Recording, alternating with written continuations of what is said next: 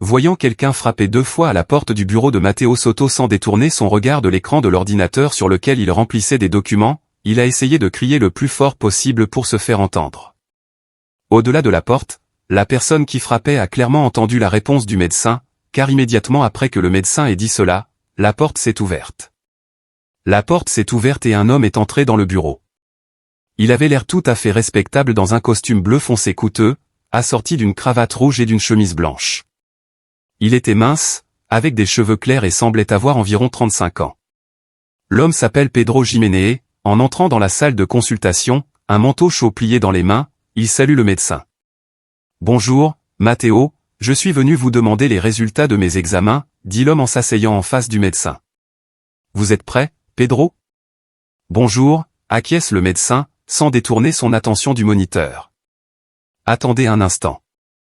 Accrochez votre veste sur le cintre, » dit-il en désignant le cintre situé derrière le patient. Pedro accroche son lourd manteau d'hiver au cintre et manque de basculer. « Pedro, les résultats de vos tests, » dit le médecin en finissant de traiter les documents et en concentrant toute son attention sur les résultats imprimés.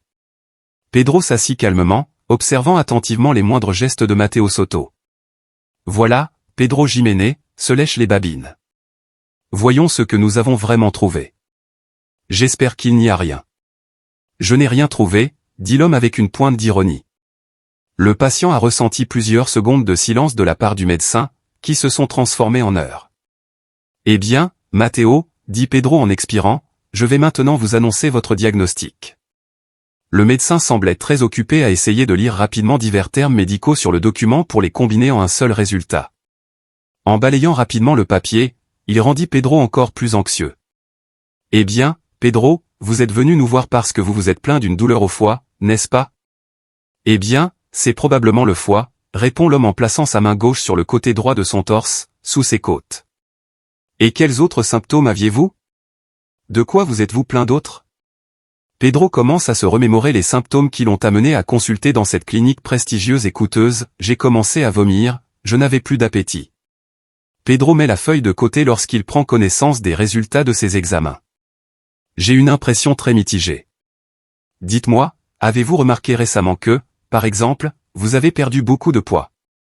Oui, j'ai remarqué, dit l'homme, tendu. Le traitement peut être long et coûteux, mais on peut s'en remettre. Dans votre cas, le plus important est de ne pas retarder ce qui a pu causer le cancer, murmura Pedro. Pedro, calmez-vous, dit le médecin avec prudence. Vos émotions prennent le pas sur votre bon sens. Calmez-vous et parlons calmement. Je n'ai pas l'intention de vous parler, dit Pedro en se levant brusquement de sa chaise, en prenant son manteau sur le porte-manteau et en se dirigeant vers la porte, avant de se tourner vers Matteo. Je crois que j'ai compris. Tu m'as donné un faux diagnostic pour m'extorquer de l'argent pour le traitement. Vous pensiez pouvoir attraper un gros poisson, mais vous n'obtiendrez rien, dit-il en claquant la porte en quittant le bureau. Je ne sais pas quoi faire, c'est presque écrié Pedro. Calme-toi, lui répond sa femme Augusta en s'asseyant à côté de lui et en lui caressant doucement le dos. Ce n'est pas grave. Ils ont voulu t'escroquer de l'argent dans cette clinique. Va en voir une autre, tu n'as pas de cancer, Pedro, ce ne sont que des escrocs. Augusta regarde son mari avec ses beaux yeux bruns, je pense sincèrement qu'il voulait juste te soutirer de l'argent. Si tu as si peur, va dans une autre clinique. Que se passera-t-il s'il confirme que j'ai un cancer? Quoi qu'il en soit, je ne pense pas que tu ne puisses pas t'en remettre.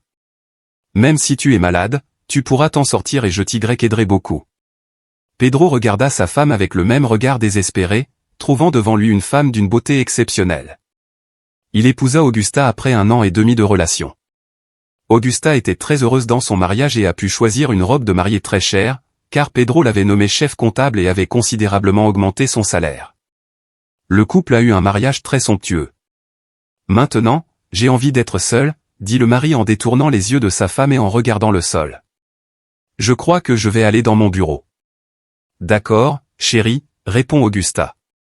Prenez soin de vous. L'homme quitta la pièce en direction de son bureau. Le bureau était assez minimaliste, comme Peter l'avait imaginé lors de sa mise en place. C'était une pièce relativement petite, avec des fenêtres panoramiques donnant sur la ville enneigée. Pedro s'assit près de la fenêtre, dos à celle-ci, et le bureau sur lequel il travaillait faisait face à l'entrée de la pièce. Pedro n'aimait pas que l'on se tienne debout ou que l'on marche derrière lui pendant qu'il travaillait, cela le stressait. Il évitait de se concentrer sur son travail parce qu'il pensait que quelqu'un derrière lui pourrait observer son travail et voler quelque chose, ou faire autre chose, c'était à un niveau subconscient, bien sûr. Cela n'en valait pas la peine, car il n'invitait pas de personnes inconnues et non vérifiées dans son appartement, et surtout pas dans son bureau. Mais même au plus profond de son âme, la peur de la concurrence continuait de résonner fortement. Cette conclusion s'appliqua à son travail jusqu'à ce qu'il l'achève enfin, afin que personne ne puisse regarder et voler quoi que ce soit sur le simple bureau gris qui ne comportait rien d'autre qu'un ordinateur portable et un agenda à moitié vide sur les côtés. À gauche et à droite de l'espace de travail se trouvaient des étagères qui ressemblaient à l'organisateur du bureau. La nuit, elle n'était qu'à moitié remplie de livres aléatoires. Pedro alluma l'éclairage du bureau, commandé par une télécommande placée directement sur l'agenda. L'éclairage lui-même était jaune-orangé et très doux, afin que l'homme puisse se détendre le plus possible et se concentrer sur son travail. Assis dans un confortable fauteuil ergonomique gris foncé, Pedro s'est adossé et a commencé à fixer le plafond. Il ne voulait rien savoir de l'intérieur. Absolu. Normalement, s'il sautait le petit déjeuner, il prenait un encas quelques heures plus tard, mais aujourd'hui, c'était une exception. Il n'avait pas mangé depuis le matin et il lui semblait qu'il n'aurait plus jamais faim, le monde perdu pour ses couleurs devenait lugubre. Il n'avait pas envie de pleurer ou de crier dans tout l'appartement dans des situations ou des moments difficiles de la vie, la résistance au stress qu'il avait développé au fil des ans l'aidait, mais dans ce cas, lorsqu'il a réalisé que la métastase pouvait se propager dans son corps à tout moment, même sa résistance au stress bien développée n'a pas pu y faire face. En un instant, il a eu l'impression de perdre la volonté de vivre, l'apathie, la fatigue qu'il avait ignorée auparavant et la perte du sens de la vie qu'il avait ignorée auparavant. Il ne s'est pas rendu compte qu'elles envahissaient l'esprit de Peter. Il avait essayé de ne pas laisser ses sentiments s'installer dans son esprit pendant longtemps auparavant, mais maintenant il n'avait plus d'autres sentiments. Il resta donc assis pendant environ 1 heure, réalisant peu à peu qu'il avait besoin de se remettre de son inaction et qu'une réflexion constante sur la situation ne mènerait à rien de bon. 1 semaine s'est écoulée. Pendant ce temps, Pedro et sa femme Augusta ont cherché sur l'internet une clinique avec de bonnes notes et de bonnes critiques, afin d'éviter de tomber. Les victimes des escrocs croyaient sincèrement que Matteo Soto n'était qu'un escroc essayant de profiter d'un client fortuné en lui donnant un diagnostic erroné. La famille a essayé de trouver une clinique appropriée le plus rapidement possible, en recherchant des cliniques privées coûteuses pour éviter d'être à nouveau victime de cette escroquerie.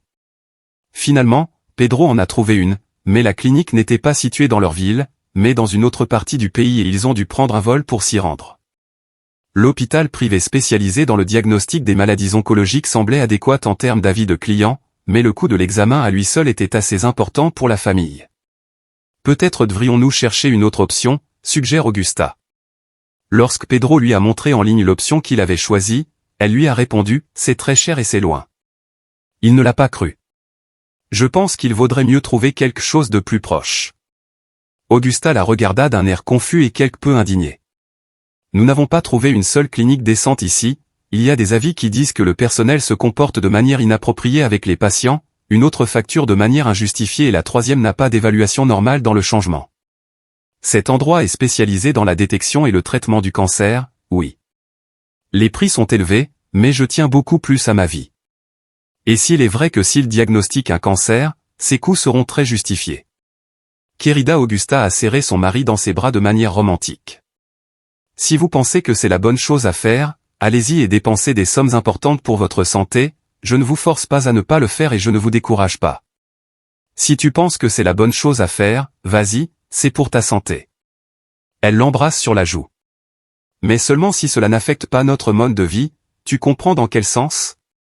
Dans ce sens, Pedro, je ne veux pas fouiller dans les poubelles et chercher de la nourriture, dépenser n'importe quelle somme d'argent, tant que nous continuons à vivre comme avant, c'est bien, je comprends, mon pote. Il se libère de l'étreinte de sa femme. Je vais quand même appeler cette clinique et la consulter. Il retourna à son bureau après avoir copié le numéro de contact de la clinique privée sur le site web, l'avoir collé dans le champ de saisie et avoir appuyé sur le bouton vert appeler. Il a entendu une musique agréable et apaisante pendant quelques instants. La réceptionniste n'a pas attendu longtemps. Bonjour, bienvenue, je m'appelle Toya, comment puis-je vous aider? La jeune fille se présente. Bonjour, répond l'homme avec anxiété, je m'appelle Pedro et je voudrais faire un test de dépistage du cancer. On m'a déjà diagnostiqué un cancer du foie dans une clinique, mais je pense que le diagnostic était erroné. Pedro a failli dire quelque chose qui n'est pas habituellement mentionné dans ces conversations, à savoir qu'il s'était simplement trompé dans le diagnostic. La confiance dans leur médecine est ébranlée, c'est pourquoi j'aimerais être examiné spécifiquement dans votre clinique. Eh bien, Pedro, je vous comprends. Écoutez, le dépistage du cancer dans notre clinique sera un processus relativement rapide par rapport à d'autres, nous adapterons le traitement à vous, bien sûr, sur une base individuelle, vous pouvez en discuter en détail avec notre médecin Roberto Fernandez, il vous donnera des conseils sur votre situation. Merci, Toya, dites-moi combien coûtera le traitement dans votre clinique. Eh bien, Pedro, le coût du traitement dépendra de l'état de votre maladie, des méthodes de traitement et d'autres facteurs.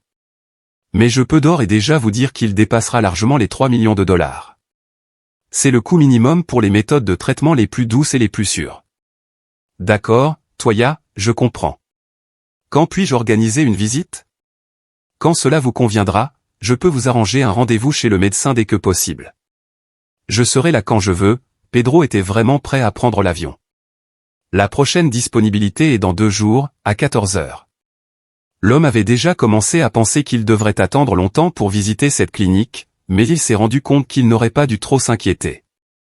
Dans ce cas, je vais prendre rendez-vous. Quand tu arriveras, je te rencontrerai en personne et nous parlerons de ta merveilleuse situation. Toya, s'exclame Pedro, heureux de pouvoir sauver sa vie. Le client potentiel de cette clinique a raccroché le téléphone, l'a posé sur la table et s'est dit sincèrement heureux de pouvoir commencer après-demain à traiter activement sa maladie nouvellement identifiée. Il ne ressentait plus cette apathie et cette fatigue prononcée, au contraire, la prise de conscience que sa santé et, plus important encore, sa vie serait entre de bonnes mains, lui donnait un surcroît d'énergie, de joie et de bonheur. Augusta, une personne ordinaire, est sortie en courant du bureau et s'est dirigée vers la cuisine. J'ai appelé la clinique, j'y vais après-demain pour un rendez-vous avec le médecin. Waouh, s'exclame sa femme en guise de réponse.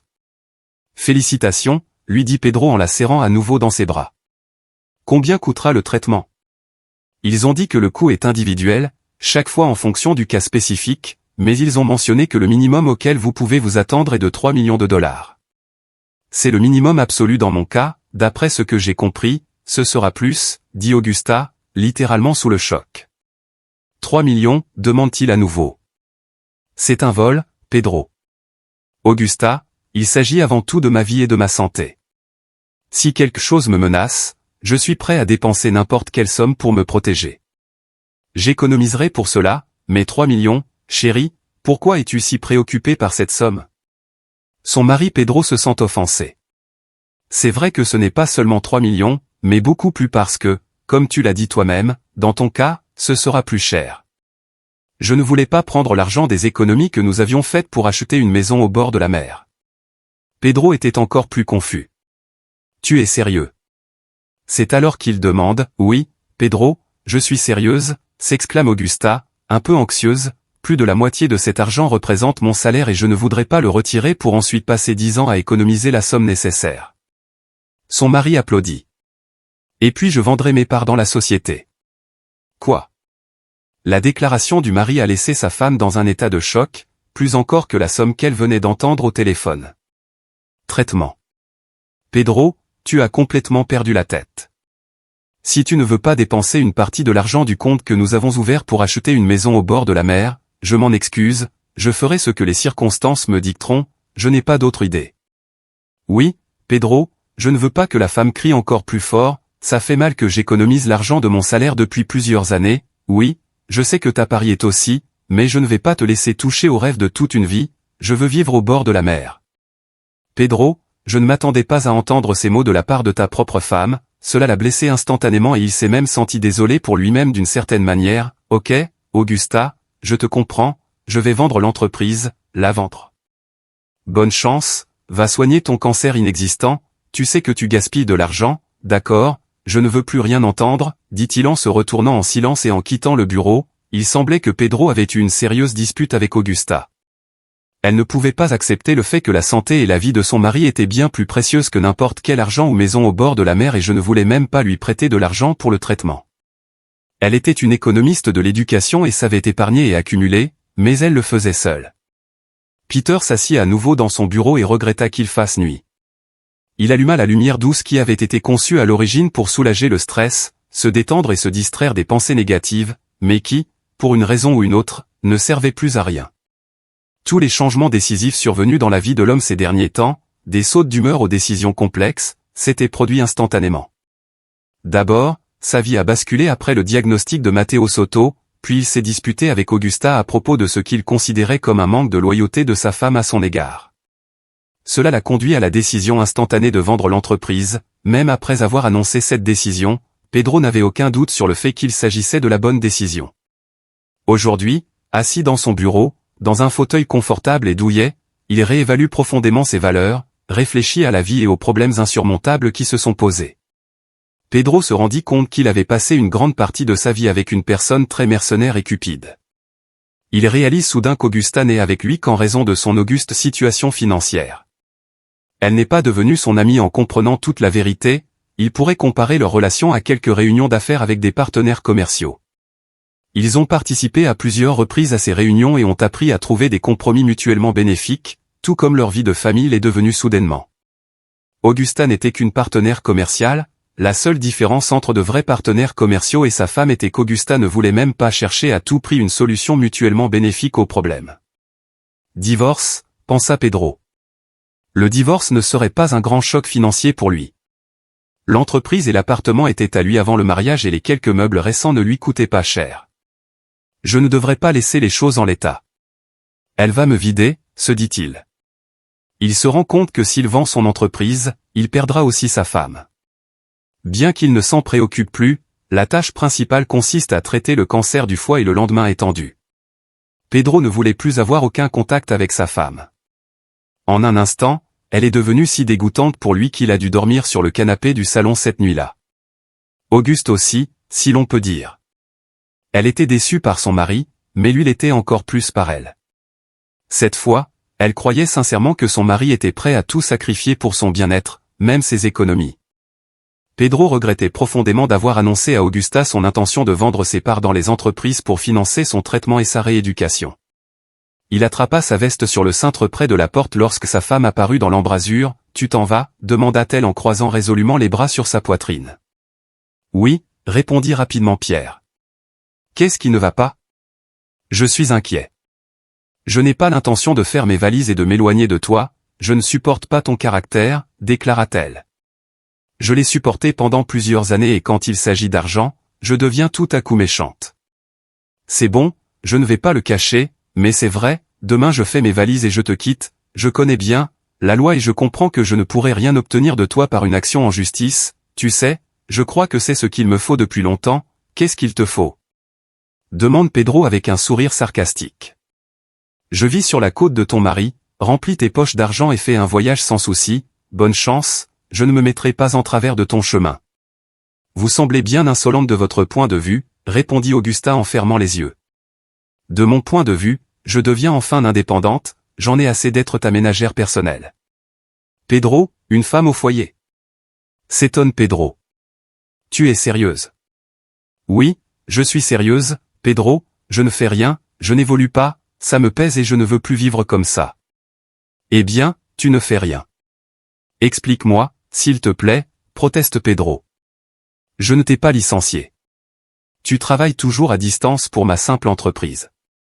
Quand j'ai emménagé avec toi, tu m'as demandé si quelque chose ne te dérangeait pas. J'aurais préféré que tu ne déménages pas.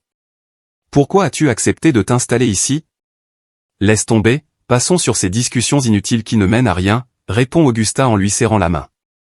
Tu as mis ta main sur son front, tu t'es acculé et maintenant tu évites la conversation, observa Pedro en enfilant sa veste. Tu es bien, il ne va pas prendre tes affaires et partir, ne t'inquiète pas de revendiquer l'appartement ou l'entreprise.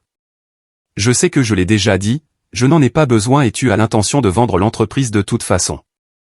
Peut-être pas, a répondu Pedro, peut-être que j'ai dit ça dans le feu de l'action. Non, Pedro, je sais déjà que ta propre vie compte plus pour toi que n'importe quelle entreprise ou même que ta propre femme, dit mon cher, il éleva visiblement la voix. Pedro, qu'as-tu fait pour te rendre plus important pour moi que ma propre vie? Ce n'est pas à moi de juger. Alors de quoi parlons-nous? Pedro lança un regard furieux à sa femme, Qu'est-ce que tu as voulu dire par « tu auras beaucoup de temps libre à l'hôtel » ? Peux-tu penser à ce que j'ai voulu dire, tu es dégoûtante, répondit Pedro en boutonnant sa veste et en se détournant. Laisse les clés chez la voisine. Lorenza y habite, c'est une fille gentille et honnête. Pas comme toi. Quand elle arrivera, je l'appellerai pour lui demander si tu lui as donné les clés, je les apporterai, tu n'auras pas à t'inquiéter. Je ne veux rien de toi, répond Augusta calmement, je vais retirer l'argent du compte épargne, tu n'as pas le droit. Peter lui répond calmement, c'est un bien matrimonial. Nous le partagerons en cas de divorce. Ne t'inquiète pas, il ne le fera pas. Il ne prend pas la peine d'écouter ce qu'Augusta pourrait dire et quitte tranquillement l'appartement en claquant la porte. Pedro s'endormit dans l'avion. Il se réveilla instinctivement lorsque tous les passagers commencèrent à se lever de leur siège. L'hôtesse de l'air n'a même pas eu besoin de le réveiller en le frottant. Les yeux collés et à moitié endormi, Pedro regarde par le hublot la piste d'un aéroport inconnu. Cela a immédiatement suscité des doutes chez l'homme, qui a supposé que, comme la plupart des gens lors d'un changement de fuseau horaire, il souffrirait d'un mal de tête et d'autres facteurs émotionnels. Mais la témérité et l'anxiété n'étaient pas dans ses plans. Il a récupéré sa valise dans la zone de récupération des bagages et a quitté l'aéroport. C'était une ville inconnue, sans neige. Contrairement à celle qu'il connaissait, il se sentait soudain seul, comme un indésirable dans un lieu inconnu. La seule consolation était qu'il n'y resterait que très peu de temps, quelques jours seulement. Il s'était senti tout aussi mal accueilli lorsqu'il s'était installé dans la capitale, alors qu'il était encore jeune. Dès qu'il a obtenu son diplôme universitaire, il a décidé de quitter sa ville natale pour s'installer dans une grande métropole à la recherche d'une vie meilleure, car celle qu'il avait vécue dans sa jeunesse était catégoriquement insatisfaisante. Il a grandi, comme nous l'avons déjà mentionné, dans une petite ville et, depuis son enfance, il rêve de devenir un leader, de diriger avec succès une grande entreprise et d'être une figure d'autorité pour les autres, un exemple de réussite. Dès son plus jeune âge, il était conscient d'être beaucoup plus intelligent que ses parents. Jusqu'à l'âge de 4 ans, il a grandi dans une famille complète, qui était loin d'être dysfonctionnelle, malgré les troubles généralisés dans le pays. La famille de Pedro a réussi à surmonter les difficultés de la vie, évitant des épreuves qui auraient pu l'anéantir. Son père, Emilio Jiménez, travaillait comme agent de sécurité dans une crèche, ne buvait pas, ne fumait pas et était très juste et honnête. Sa mère, Nora Jiménez, travaillait comme gérante de cafétéria à l'hôpital local pour assurer une vie décente à sa famille. Elle était prête à tout, usant de sa position pour que son fils ne manque de rien, alors que les autres enfants du quartier jouaient avec de vieux jouets en bois ennuyeux, et que le petit Pedro se contentait de jouets importés et de vêtements modernes, tandis que les autres enfants portaient des vêtements usagés, comme Nora les appelait. Pedro s'habillait très bien. Lorsque Pedro a 4 ans, sa grand-mère, la mère d'Emilio, meurt et son père se met à boire. Cette perte inattendue l'a dévasté et il s'est mis à boire, ce qui a provoqué des conflits dans la famille. 2 ans plus tard, il disparaît sans laisser de traces. Nora, qui nourrissait du ressentiment à l'égard de son mari, dont la consommation d'alcool avait été tolérée pendant 2 ans, n'a pas pris la peine de le rechercher. Les forces de l'ordre se sont saisies de l'affaire, mais n'ont pas réussi à le retrouver. Nora semblait totalement indifférente à son mari alcoolique, malgré les difficultés financières de la famille. Pedro ne s'est jamais vanté et n'a jamais fait preuve de supériorité. À l'adolescence, Pedro a compris que cette ville n'était pas faite pour lui. Elle était petite et n'offrait aucune perspective de croissance. Un jour, il a fait part de ses projets d'avenir à sa mère, qui a réagi vivement. Elle avait d'autres projets pour son fils et semblait réticente à prendre en compte son avis. « Tu feras des études d'électricien et quand tu auras fini, tu deviendras économiste », lui a-t-elle répondu. « Quel capital ? Tu parles ? De quelle affaire s'agit-il ? » C'est le début d'un ressentiment croissant envers sa mère. Bien qu'il soit désagréable pour Nora de l'admettre, son fils était beaucoup plus intelligent et visionnaire qu'elle. Pierre a hérité de l'honnêteté et de la justice de son père, et de la ruse et de la vanité de sa mère, mais dans une mesure raisonnable. Ces qualités totalement différentes ont coexisté de manière surprenante chez ce jeune homme. Après avoir terminé ses études universitaires sans le dire à sa mère, Pedro a acheté un billet pour la capitale avec l'argent qu'il avait économisé grâce à sa bourse et il est parti. Il a laissé à sa mère un mot d'adieu, « Maman, je veux te parler, probablement pour la dernière fois. Je comprends parfaitement que je suis ton fils et qu'avec ton caractère, tu n'acceptes pas mon point de vue. Je ne veux pas t'offenser, mais j'exprime des faits. Par nature, tu es excessivement égoïste, ou plus précisément, égocentrique. Mais aujourd'hui, j'ai 19 ans et, en raison de problèmes de santé, comme vous le savez, je ne suis pas apte au service militaire. Le chemin de la vie m'est donc ouvert. Je ne pense pas que mon niveau corresponde à celui que vous souhaiteriez me voir atteindre. Je dois partir maintenant. Je n'accepte aucun commentaire ou, comme vous dites, aucun avertissement à ce sujet. Je vais vivre comme je l'entends, parce qu'à mon avis, je mérite mieux. Je crois que dans ta quête du bonheur, tu as complètement oublié que je suis ton fils, pas une marionnette. Je suis une personne différente. Je suis comme tous les gens normaux et j'ai l'intention de viser le meilleur. J'aurais peut-être fait un excellent chef, mais je ne suis pas votre subordonné. J'ai grandi de manière indépendante, en quittant le nid parental. Je vais à la capitale. J'ai quelques plans d'action, mais je sais que vous n'avez pas l'intention de m'écouter. Alors je le dis comme un fait, à la capitale, je suis sûr qu'une vie meilleure m'attend.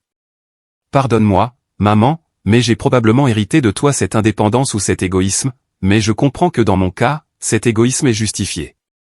J'espère que nous nous reverrons un jour. Tu me verras à la télé ou tu liras un article sur moi, je reviendrai, c'est sûr. Maman, à plus tard. Pedro partait dans la journée et Nora ne rentrait du travail que le soir. Après avoir lu la lettre, elle a failli avoir une crise cardiaque. Bien qu'il ait vraiment essayé de contrôler sévèrement son fils, de peur qu'il ne devienne un criminel, ses craintes étaient fondées à l'époque. Il ne pouvait même pas se rendre compte que son fils l'avait compris par lui-même. Pedro n'avait pas l'intention de devenir un voyou ou un drogué. Non, il connaissait sa valeur et a pratiquement consacré toute sa vie à lire des livres et divers documentaires pour comprendre le fonctionnement des différentes structures. Pedro a étudié l'histoire avec assiduité et s'est passionné pour la psychologie, afin de comprendre les motivations des personnes avec lesquelles il serait amené à collaborer à l'avenir. En d'autres termes, pratiquement dès son plus jeune âge, dès le CP, il a commencé à se préparer à une vie d'adulte pleine de défis, dans laquelle il était absolument certain d'obtenir de grands succès. Quelques jours après le fastidieux voyage en bus vers la capitale, Pedro est descendu à un endroit inconnu. Aujourd'hui comme hier, il se sentait comme une petite personne dans une grande métropole, inaperçue et discrète. La seule différence entre aujourd'hui et hier, c'est qu'en tant qu'homme mûr quittant l'aéroport avec sa valise, Pedro s'est mis à la recherche d'un taxi, car les chauffeurs de taxi restent généralement à proximité de plusieurs stations. Les voitures privées insistantes demandaient le double, voire le triple des tarifs officiels. Il a effectivement trouvé une telle voiture. C'était une voiture étrangère grise. Pedro n'était pas doué pour identifier les marques, mais sur le toit, il y avait une discrète plaque orange à damier. Un homme à l'allure espagnole, avec une casquette, des moustaches épaisses et une petite barbe hirsute, se tenait près de la voiture. Pedro se rend immédiatement à son adresse. « Bonjour », s'approche le chauffeur de taxi, qui s'appelle Vasco. « Ouah, Matt », répondit l'homme en lui tendant les bras, « Où vas-tu, chéri ?»« Je t'y conduirai rapidement, je connais toutes les routes du coin. » Pedro regarda sa montre. Il restait 3h30 avant son rendez-vous à la clinique. « Combien de temps faut-il pour arriver à la clinique d'ici ?» demande Pedro. Le chauffeur de taxi ferma les yeux et se mit à fredonner, se remémorant doucement l'itinéraire. « Il faut 1h30 pour y arriver sans embouteillage, » répondit-il enfin, « et avec les embouteillages ? Qui sait, n'est-ce pas, Vasco ?» sourit-il doucement. 1 heure, 2 ou 3, ça dépend du trafic. Cela dépend de la circulation. Et le prix, demande Pedro d'un air malicieux. Écoute, on va s'arranger. Le chauffeur de taxi naïf ne sait toujours pas à qui il a affaire. Il pensait pouvoir facilement escroquer Pedro, mais ce dernier s'y refusait catégoriquement. Dis-moi le prix. Je ne bougerai pas tant que tu ne m'auras pas dit le montant. 3, répondit Vasco abruptement. 3000. Vasco fronce les sourcils, imaginant que le trajet de l'aéroport à la clinique prendrait 1h30 dans des conditions favorables. D'accord. 3000 pour 1h30 de conduite sans trafic ou 3 heures avec trafic. Si vous m'accordez moins d'1 heure sans circulation, je paierai la moitié. Et si vous m'emmenez plus d'1h30 sans circulation, demande Vasco. Dans ce cas, nous nous arrangerons sur place. Si tu rampes comme un escargot, on discutera. Ensuite, on y va, et tu conduis à vitesse normale. On verra si tu es persévérant. Qu'est-ce que tu fais ? Vasco s'approche de Pedro par le côté et lui pose la main sur l'épaule. Tu es une sorte d'homme d'affaires, répondit Pedro en souriant. Quelle importance, répond Pedro en souriant. Prends-le, Vasco, ou je m'en vais. C'est vrai, une autre voiture semble avoir un marché plus simple. Je vais certainement faire un marché avec lui, dit l'homme en riant. Regardez celui-ci, il est bon. On est d'accord? Vasco ouvrit le coffre. Pedro chargea la valise et, se dirigeant vers l'adresse indiquée, ils arrivèrent à la clinique presque exactement 1h30 plus tard. Malgré l'impression initiale de tromper le client naïf, Vasco n'a pas menti et Pedro a payé 3000 €. Après avoir dit au revoir au chauffeur, Pedro a pris sa valise par la poignée et est entré dans la clinique. Il attend son rendez-vous pendant 2h30. La même réceptionniste, celle que j'avais eue au téléphone avant-hier, était assise au comptoir. Bonjour, j'ai rendez-vous avec Roberto, Pedro a oublié le nom du médecin.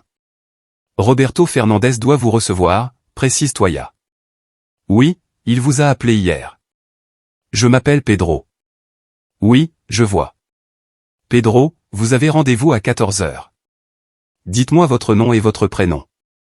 Pedro Jiménez, dicte l'homme. Merci, vous pouvez vous asseoir sur le banc pour l'instant. À quel bureau dois-je m'adresser, demande Pedro. Oh, je suis désolé, dit Toya en riant. J'ai complètement oublié. Le 8e bureau. Merci beaucoup, répond Pedro et s'engage dans le couloir à la recherche du 8e bureau. Il trouve la porte à droite, pose sa valise à côté du banc, enlève sa veste, s'assoit sur le banc blanc et commence à attendre l'heure convenue. Il n'y avait personne dans le couloir, mais le manteau de quelqu'un se trouvait sur le banc adjacent. Au bout d'1 heure environ, une femme d'âge moyen mais élégamment vêtue sortit du bureau de Roberto. Elle courut chercher ses vêtements sur le siège voisin et fut suivie par un homme chauve et moustachu d'une 60aine d'années, vêtu d'une blouse blanche soigneusement boutonnée. « Bonjour, vous êtes Pedro ?» L'homme s'adresse poliment à Pedro. « Bonjour, oui, c'est moi. »« Eh bien, entrez, » dit-il en faisant signe au patient d'entrer dans la salle de consultation. Pedro regardait toujours sa montre. Il s'efforce de rester discipliné dans son travail, même si parfois il n'y parvient pas. Le tic-tac de l'horloge indique 12h34, en retard, mais il n'essaie toujours pas de s'y opposer. Roberto interrompit Pedro et il fit connaissance avec le bureau. Il avait un aspect très accueillant, des murs gris clairs et toute la décoration, y compris le mobilier, suivait un schéma de couleurs similaires. « Parlez-moi de votre problème », lui dit Roberto, qui écoute attentivement son patient. « On m'a déjà fait des tests, mais dans une autre clinique, » commence Pedro. « Je ne suis pas d'ici, je vis dans le nord, et on m'a dit que j'avais un cancer du foie. Il y avait une douleur lancinante sur le côté droit, dans la région du foie, une perte d'appétit, des nausées et une perte de poids en général. Est-ce que l'un ou l'autre de ces symptômes vous dérange aujourd'hui, demande-t-il à Roberto. Comme tu suis le scénario, je ne peux pas te le dire, répond Pedro, pensif. J'ai mal à la tête, mais je ne pense pas que ce soit particulièrement lié à cela, dit le médecin avec assurance. Et votre appétit, il vous pose problème? Oui, peut-être, dit Pedro, encore indécis. Je n'ai pas beaucoup mangé ces derniers temps. Quel est ton mode de vie, demande Roberto.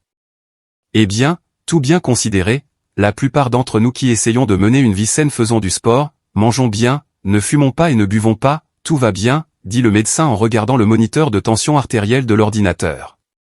Vous allez avoir besoin d'un scanner et d'examens. Vous pouvez les faire dès maintenant. Nous organiserons les résultats très rapidement, dans 1 heure environ. C'est merveilleux, dit Pedro. Honnêtement, dites-moi combien coûteront les tests et l'évaluation. Total 30 000 chacun, vous devez faire un don de sang, a-t-il accepté. Le jour même, Pedro a subi tous les tests nécessaires prescrits par Roberto Fernandez. Immédiatement après l'examen, ils se rendent ensemble au laboratoire, situé dans la même clinique. Une prise de sang a été effectuée dans une veine et, en moins de temps que ne l'avait promis le spécialiste, les résultats étaient prêts. Nous disposons des équipements les plus modernes pour identifier les altérations du système corporel en général et, en particulier, pour détecter les cellules cancéreuses. Lorsque Pedro est retourné au bureau, tout allait bien. Mais qu'en est-il? Et les résultats de mes tests, demande le patient avec anxiété. Je ne vais rien vous cacher, je vais vous dire ce qu'il en est, dit Roberto avec calme et assurance. Il a été confirmé que vous avez un cancer, et il convient de noter qu'il se développe très rapidement. Lorsque vous avez fait les examens ci-dessus dans l'autre clinique, il y a environ 1 semaine, répond Pedro, perplexe, oui, confirme le médecin. Elle se développe très rapidement. Nous pouvons essayer de la traiter, mais les chances sont faibles. Encore que, là encore, cela dépend des méthodes de traitement, mais dans votre cas, les méthodes seront évidemment les plus avancées et les plus complexes, ce qui augmentera les chances de survie. Pourquoi tous mes symptômes ont-ils disparu? Demanda Pedro comme un robot. Le regard dans le vide, ça arrive. Je ne vais pas entrer dans la terminologie médicale pour l'instant. Je vais juste vous dire ce qui se passe et combien ça va coûter. Le traitement coûtera environ 10 millions, dit Roberto calmement. Je n'ai pas d'argent pour l'instant. Dites-moi combien de temps il me reste à vivre. Je pense que votre vie ordinaire et tranquille touche à sa fin. Elle sera terminée dans quelques mois. Après cela, l'agonie et la souffrance constante commenceront, je sais de quoi je parle. Sur le chemin du retour, tout semblait enveloppé de brume, entouré de ténèbres. Il n'y avait pas une seule pensée positive. Il s'agissait de la fin de la vie, et le fait de s'en rendre compte était douloureusement triste et amer.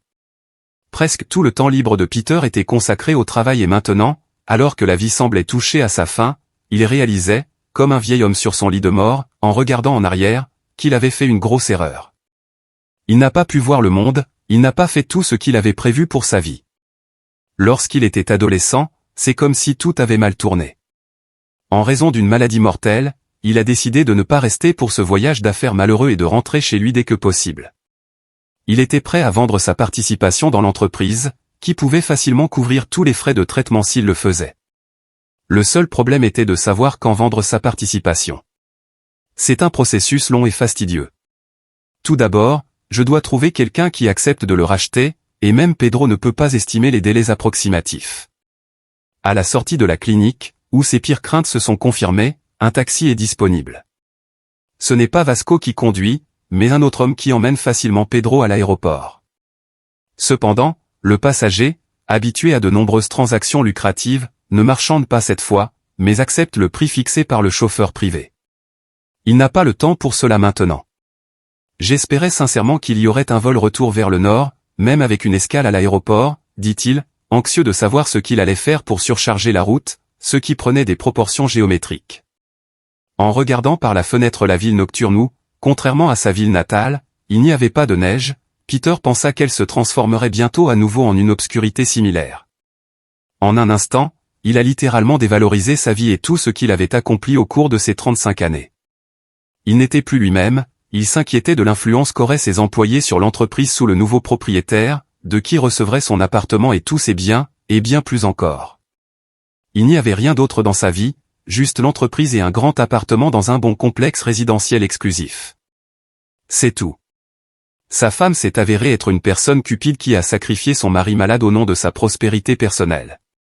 Augusta n'a jamais voulu d'enfant, se justifiant en disant qu'elle n'aurait tout simplement pas le temps d'en avoir.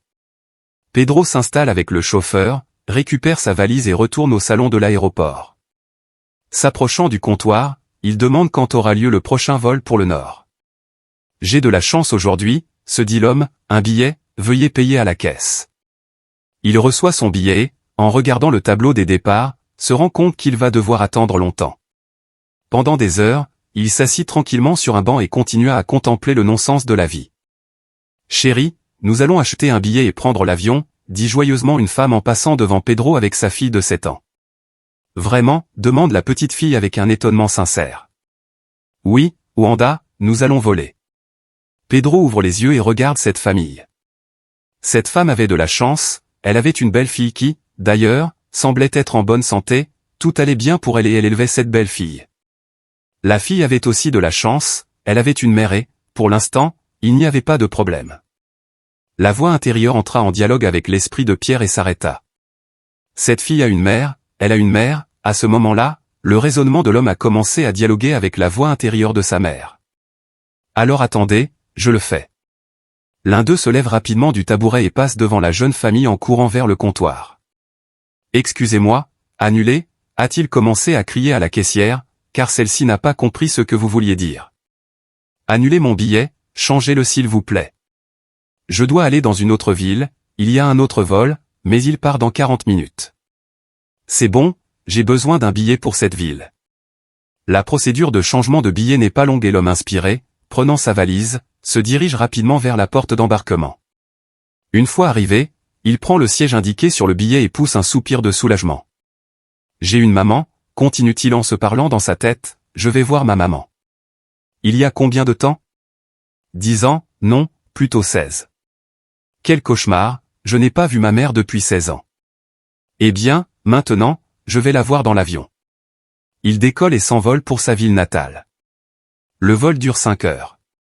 Pendant ce temps, Pedro a réussi à dormir dans l'avion et, étonnamment, à se reposer. Au cours des dernières 24 heures, il a quitté l'aéroport pour la 2e fois. Mais cette fois, il ne se sentait pas comme une personne insignifiante dans une grande ville inconnue, et il savait exactement pourquoi il était venu ici. La ville lui semblait familière, c'était l'endroit où il avait passé une partie de sa jeunesse. Pedro se souvenait encore de l'adresse où sa mère et lui vivaient, mais il n'habitait pas dans la ville elle-même, mais dans une petite ville voisine. Prenant le premier taxi disponible, il donna l'adresse, surprenant d'abord le chauffeur, et se dirigea vers la petite ville où l'aube était déjà là et où le beau soleil levant illuminait les champs ou les ceintures forestières de sa brillante couleur alba, orange. Il y avait de la neige ici, mais pas autant que dans le nord, elle ne recouvrait que partiellement la terre. Le trajet jusqu'à la ville natale de Pedro n'a duré qu'environ 40 minutes. Une fois de plus, Pedro paie le chauffeur de taxi, prend sa valise et s'arrête devant la maison de sa famille. Il ne s'agissait pas d'un bâtiment à plusieurs étages, mais d'une cour de taille moyenne qui regroupait plusieurs maisons privées. C'était l'endroit où il avait grandi, l'endroit où il avait passé la première partie de sa vie qui était sur le point de s'achever. Dès qu'il se souvenait de tout en voyant la maison familiale, il se rappelait avoir joué dans la cour commune avec ses amis des maisons voisines, avoir couru chez les uns et les autres et y avoir parfois passé la nuit. Toute son enfance semblait soudain apparaître, comme si elle dominait toutes les autres pensées, y compris la maladie mortelle qui exhalait une haleine brûlante. Le sourire aux lèvres, Pedro s'approcha de la porte et vit soudain une belle jeune femme sortir de la maison où il habitait. Cette maison se trouvait juste en face de l'entrée de la cour où il se trouvait. Pedro était habillé comme d'habitude, un jean normal, une veste noire avec une capuche sur la tête et des bottes chaudes. Dès qu'il sortit de la maison, il remarqua immédiatement un homme qui se tenait devant la porte avec une valise. Il l'interpelle d'une voix fine, charmante et très jolie. « Oh, qui cherchez-vous » ? « Bonjour », s'écrie Pedro, confus, « qui habite dans la maison où il habite ?»« Vous venez de partir » dit la jeune fille. « Je suis sorti de la maison et j'ai couru vers la porte, c'est moi et ma mère, pour ainsi dire. »« Qu'est-ce qui ne va pas ?» Peter était encore plus confus pour une raison quelconque au début. Il n'avait même pas envisagé la possibilité que sa mère ait déménagé de cette maison pour s'installer ailleurs. Il se ressaisit et demande, « Nora Jiménez vivait ici, savez-vous où elle a déménagé ?» « Il vit toujours ici, » répond la jeune fille avec surprise, « et toi, qui es-tu » ? « En fait, attends, je ne comprends rien, » interrompit Pedro, « tu as dit que toi et ta maman, elles habitent ici, non ?»« En fait, ce n'est pas ma maman, » répondit la jeune fille, gênée. « Et toi, qui es-tu ? Tu peux me le dire ?»« Je suis son fils, » s'exclame Pedro. « Et non. Je comprends parfaitement, parce que j'ai une sœur. »« Tu es donc son fils ?» s'exclame la jeune fille, stupéfaite, comme si elle rencontrait l'idole de son enfance. « Eh bien, oui, » répondit Pedro calmement, mais au fond de lui, il se sentait un peu coupable. « Je peux rendre visite à ma mère, bien sûr. » La jeune fille ouvrit la porte et Pedro, portant sa valise, entra dans la cour. « Je me souviens que j'avais l'habitude de porter une mallette à l'école, je crois que tu t'appelles Pedro, n'est-ce pas ?» demanda la jeune fille. « Oui, Pedro. »« D'ailleurs, quel est votre nom ? Tu ne t'es pas encore présenté. »« Je m'appelle Martha, je suis très heureuse de vous rencontrer, » répond Pedro. « Tu vis ici avec ta mère, Noah n'est même pas ta mère, c'est plus facile de parler comme ça, dit-il. Elle ne se souvient peut-être pas de moi et ne me connaît peut-être pas. Quand tu es parti, tu avais 19 ans et moi seulement 12, et ma vraie mère vivait à Oak Street, tu t'en souviens peut-être. C'est à côté de l'autre ville, ma mère était une bonne amie à toi. Comment s'appelle ta mère ? Interrompt Pedro. On l'appelle Martha, dis-je doucement, Zoreda Castro, tu te souviens peut-être d'elle. Ah, s'exclama Pedro, oui, je me souviens de Zoreda, tout le quartier venait la voir et c'est elle qui lisait leur avenir. Oui, répond Martha, et ma mère est morte quand j'avais 12 ans. Nora, ta mère, a eu pitié de moi et m'a recueilli, tu sais. Elle a pleuré quand tu es parti, elle n'arrivait pas à trouver la paix, elle prenait des tranquillisants et ne mangeait presque pas. Il est difficile de mettre des mots sur ce que Peter a ressenti à ce moment-là, son cœur battait dans sa poitrine comme si ce n'était pas un cœur, mais une machine à laver. Il se sentait extrêmement honteux, il se sentait coupable pour sa mère, mais il n'aurait pas pu agir autrement, les circonstances l'avaient poussé dans cette voie. Pendant ce temps, Marthe et Pierre sont entrés dans la maison. « Tu rentres et je vais courir au magasin », murmure-t-elle. « Martha, il est 6 heures du matin, quel magasin ?» demanda Pedro, « il a ouvert récemment ?»« Un magasin ouvert 24 heures sur 24. Nous n'avons plus de pain à la maison. »« Je reviens bientôt » et la jeune fille sort de la maison en courant. « Martha, pourquoi cours-tu d'un endroit à l'autre ?» Une vieille voix se fait entendre dans le salon. « Tu as oublié quelque chose ?» Décidé à ne pas faire de bruit inutile, Pedro se déchaussa discrètement, laissa sa valise dans le couloir qui, selon Martha, avait été refait depuis son départ, et entra dans la chambre à coucher. Il entra dans le salon, d'où provenait la voix. La voix n'avait pas beaucoup changé en 16 ans, elle était si familière, mais en même temps oubliée, qu'elle fit frissonner l'homme. « Martha » cria-t-il à Nora, « plus tu parles fort, ici », en entrant dans la pièce où était assise une femme âgée aux cheveux gris, mais bien coiffée, qui portait des lunettes à monture épaisse. Pedro n'a pas pu articuler un seul mot.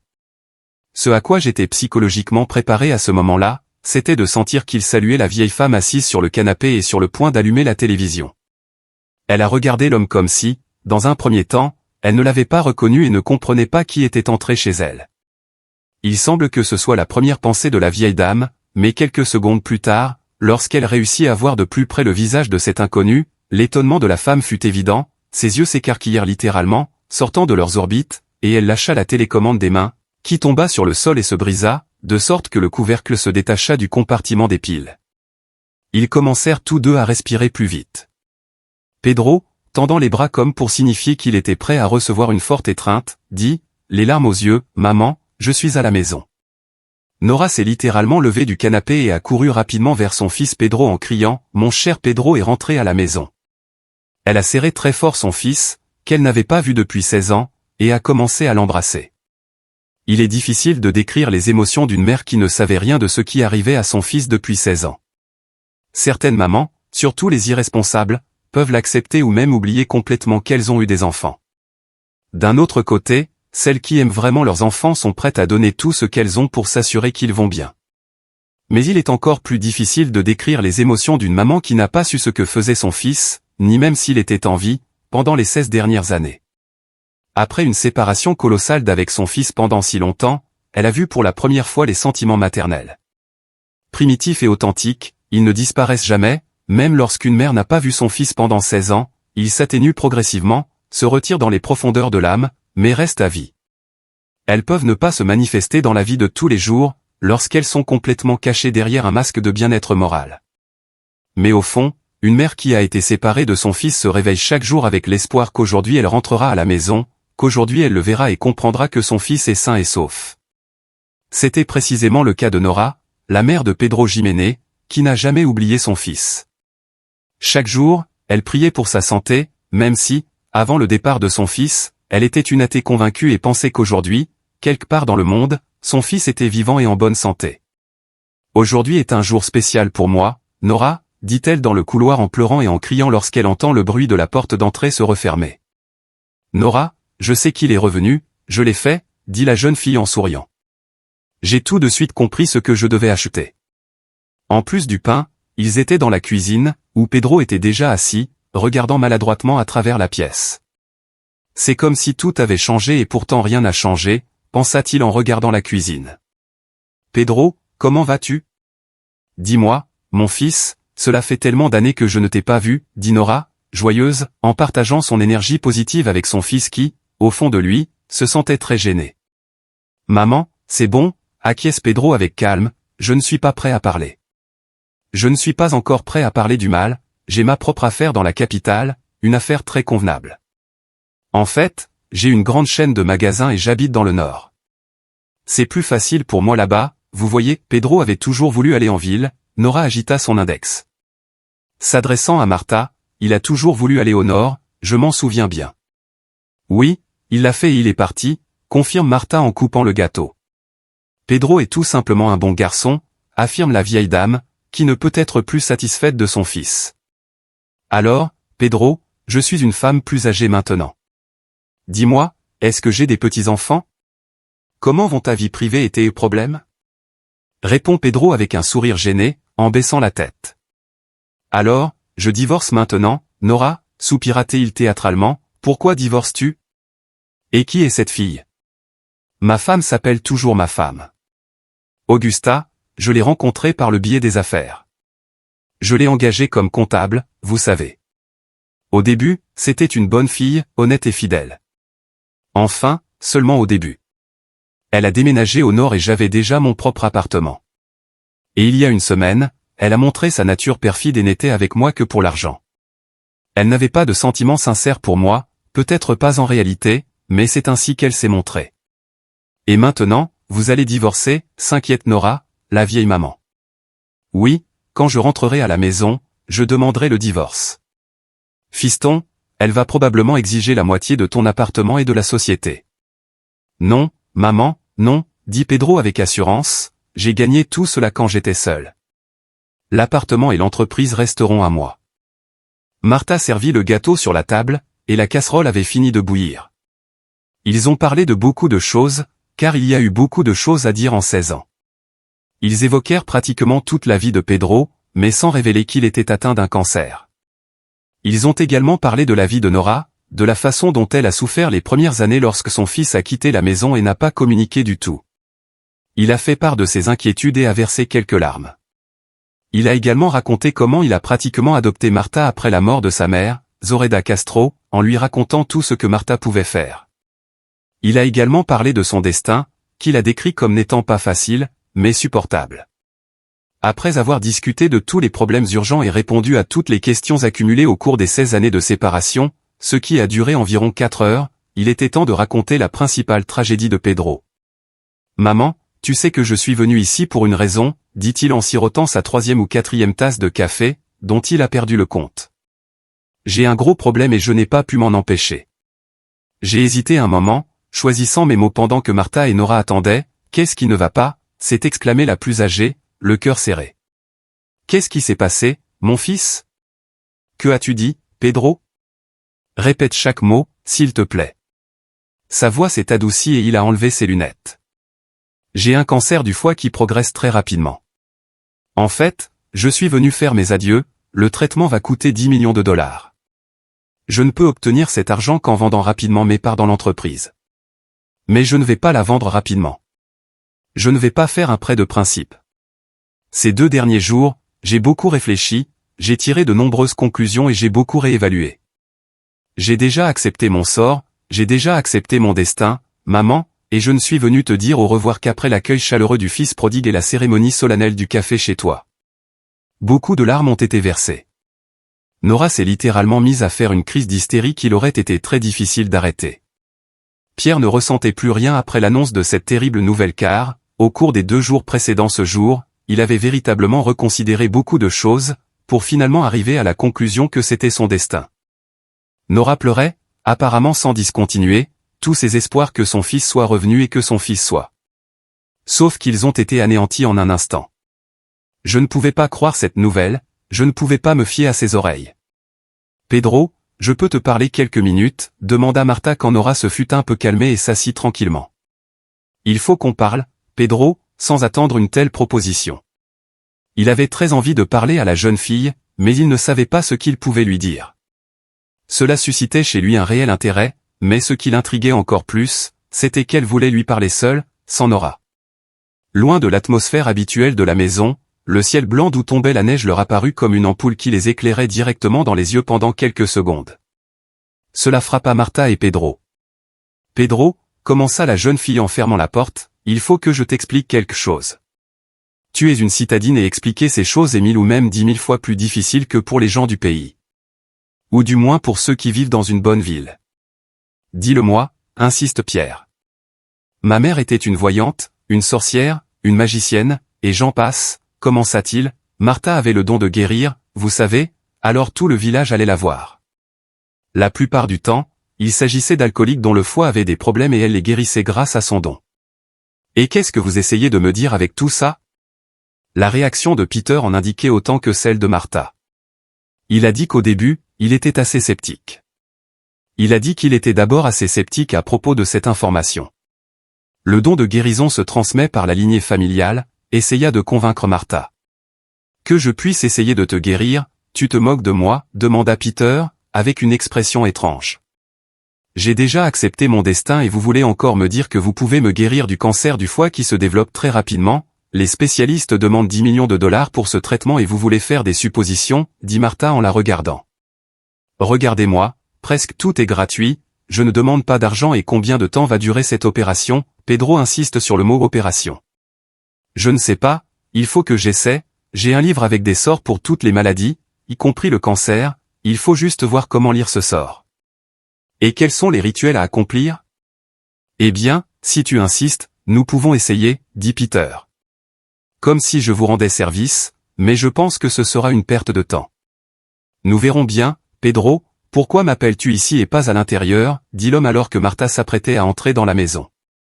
Pour que le sort fonctionne, la personne à guérir doit donner son accord personnel sans écouter les tiers. Ce n'est qu'après s'être mis d'accord face à face qu'il participe à la cérémonie et au sort. Ces informations peuvent être rendues publiques. Ils entrèrent donc dans la maison et Martha se précipita dans sa chambre, qui avait été celle de Peter pendant 16 ans. Il trouva le livre dans lequel sa grand-mère Antonia il avait consigné de nombreux sorts et y trouva un sort pour le cancer. Le sort, si l'on peut dire, était universel et convenait à tous les stades et à tous les types de cancer, et le rituel eut lieu la nuit même. Martha informa Nora qu'elle avait l'intention de guérir son fils de cette terrible maladie.